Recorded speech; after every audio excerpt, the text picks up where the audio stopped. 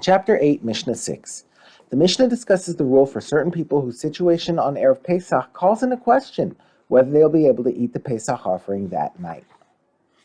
The law for an onin, someone whose close relative died that day, who is rabbinically forbidden to eat sacrificial offerings the night after his relative's death, as well as someone removing a pile of rubble from on top of a trapped person who, if the person is dead, became tameh from his corpse. And so too, someone whose jailers promised to release him from prison by nightfall of Pesach, and an ill person or an old person who is capable of eating an olive's volume of meat despite his weakness. The law in all these cases is that we may slaughter the Pesach offering on their behalf. Since the prohibition for an onin to eat the meat of offerings at night is only rabbinic, the rabbis waived their prohibition for the sake of allowing him to eat the Pesach offering. And since the person removing the rubble does not know whether the victim was dead, we assume him to be tahor and allow him to eat the Pesach. In the case of the prisoner, we assume that the jailers will keep their word and release him in time to eat the Pesach.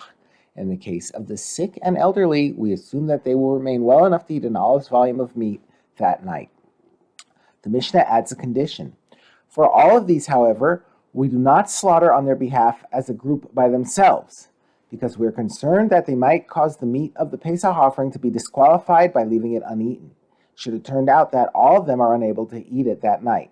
Therefore, they must join a group that includes others, so that in the worst case, the others will eat the meat. The Mishnah teaches what happens to these people if they join a group and it turns out that they are unable to eat from the Pesach. Therefore, since at the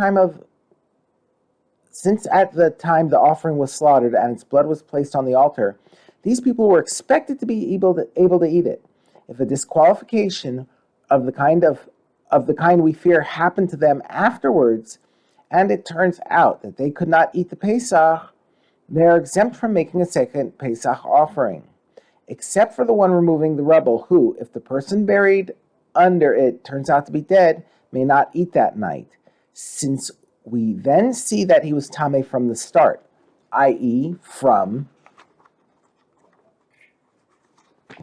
before his Pesach was slaughtered. Thus, he was never eligible to have a Pesach offered for him.